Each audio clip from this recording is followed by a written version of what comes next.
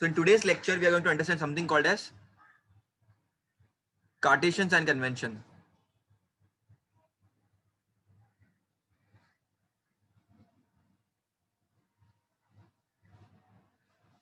It's a very important question for your exams.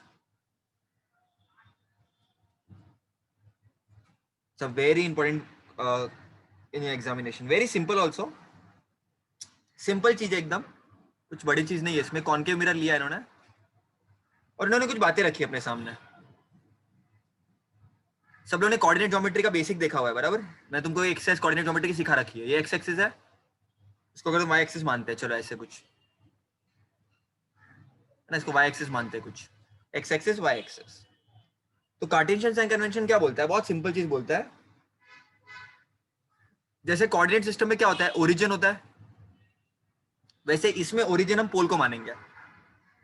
उसके बाद उन्होंने क्या बोला, देखो एक एक्चुअली है क्या, मिरर ही है ना, मिरर. मिरर आखिर लॉजिक क्या है, मिरर ही है ना. मिरर से तुम ऑब्जेक्ट रखोगे, तुमको इमेज मिलेगा.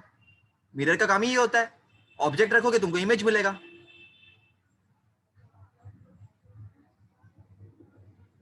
तुम ऑब्जेक्ट रखोगे तुमको इमेज मिलेगा. तो कार्टेशियन साइन कन्वेंशन बहुत सिंपल बात बोलता है बच्चों. पहला पॉइंट क्या बोलता है ये, बहुत ही सिंपल पॉइंट बोलता है ये. सुनना, खुद से समझना और खुद से लिखना. मैं तुमको पॉइंट्स बता देता हूं. पहला पॉइंट क्या बोलता है, the object is always kept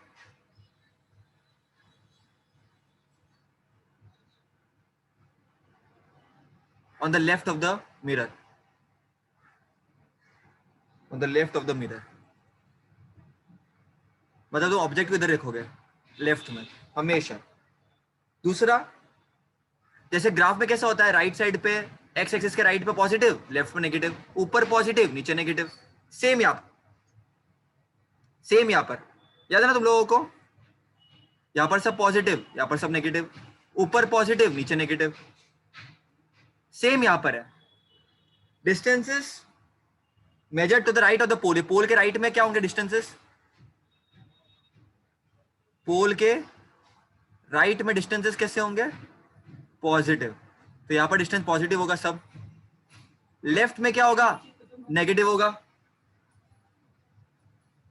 second point ये हो गया. थर्ड पॉइंट क्या देता है कि प्रिंसिपल एक्सिस से वर्टिकली अपवर्ड्स, मतलब ऊपर जो होगा वाई एक्सिस के अराउंड डिस्टेंस पॉजिटिव होगा, नीचे क्या होगा, डिस्टेंस नेगेटिव होगा. फिर उन्होंने बोला फोकल लेंथ. तुम लोगों को याद है सब लोगों को फोकल लेंथ. और थर्ड पॉइंट क्या था, पोल के वर्टिकली अपवर्ड्स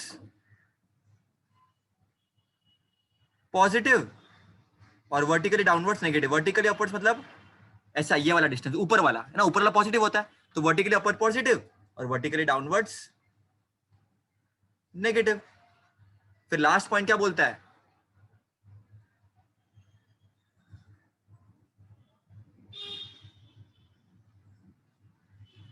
इसका लॉजिक भी बताऊंगा मैं तुम लोगों को थोड़ी देर में. The focal length of concave mirror is negative. The focal length of concave mirror is negative and convex mirror is positive.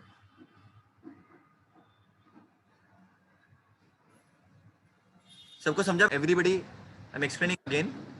The object is always kept on the left. तो ऑब्जेक्ट इधर रखो, ऐसे रखो, लेकिन हमेशा लेफ्ट पे होगा object. ये तुम्हारा पोल है, इसके राइट पे पॉजिटिव होगा डिस्टेंसेस, इसके लेफ्ट पे नेगेटिव होगा. ये तुम्हारा प्रिंसिपल एक्सिस है.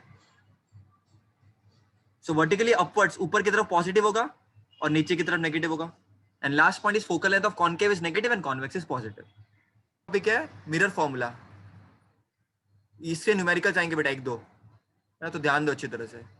मिरर फॉर्मूला बहुत सिंपल है. देखो बेटा एक चीज याद रखना, समझो तुम्हारा ऑब्जेक्ट इधर है और तुम्हारा इमेज ऐसे बन रहा है. ये तुम्हारा पोल है, तो ये तुम्हारा है ना बेटा, ये ऑब्जेक्ट का डिस्टेंस है यू.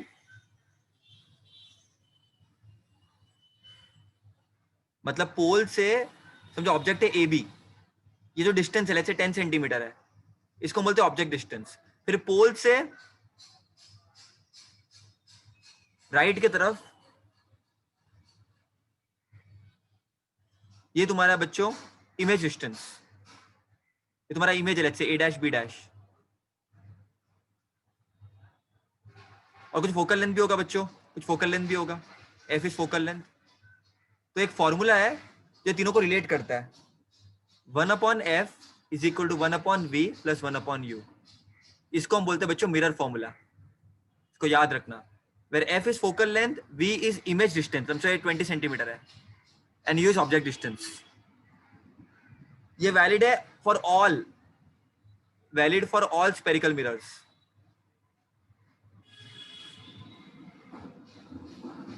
सबको समझ, तुम्हारे पोल से इमेज कितनी दूरी पर है, तो वो दूरी को बोलते हैं इमेज डिस्टेंस। तुम्हारे पोल से तुम्हारा ऑब्जेक्ट कितनी दूरी पर है, उसको बोलते हैं ऑब्जेक्ट डिस्टेंस। Magnification, magnification. देखो बेटा, एक नॉर्मल चीज बताओ, इसमें कुछ ऑब्जेक्ट की हाइट है, लेट्स से h1, इसमें इमेज की कुछ हाइट है h2। तो मैग्निफिकेशन क्या होता है बच्चों, इसका सिंबल होता है m, और मैग्निफिकेशन का फॉर्मूला है height of the image upon height of the object. It is also equal to negative image distance upon object distance. तो बच्चा पलटी ऑब्वियसली हाइट, इमेज का कुछ हाइट होगा, लेट्स से h2, तो मैंने h2 लिख दिया। ऑब्जेक्ट का कुछ हाइट है, h1 ले लिया मैंने, समझो फॉर एग्जांपल कुछ भी हो सकता है, 10 centimetre 20 centimetre, minus image distance क्या है, इमेज का डिस्टेंस क्या है, v है, और ऑब्जेक्ट का डिस्टेंस u है। तो magnification is equal to this. तो मैग्निफिकेशन है बच्चों। अब मैग्निफिकेशन क्यों चाहिए, अगर मैं बोलूं तो मैग्निफिकेशन का एक्चुअल में क्या है, h2/h1, ये मेन फॉर्मूला है बराबर। तो अगर तुमको बोलो मैग्निफिकेशन 2 है, तो 2 पुट करो, फिर h2 क्या हो जाएगा, 2 इंटू h1, मतलब इमेज ऑब्जेक्ट से दुगना है।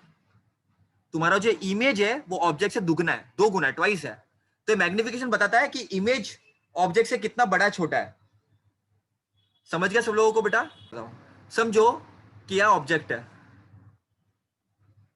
किया को मैंने लटका दिया, किया की हाइट समझो फॉर एग्जांपल है 20 सेंटीमीटर, लेकिन मैंने स्पेरिकल मिरर के इसमें डाल दिया और किया की हाइट हो गई 40 सेंटीमीटर। तो मैग्निफिकेशन क्या होगा, h2/h1। किया की इमेज का हाइट कितना है, 40 है।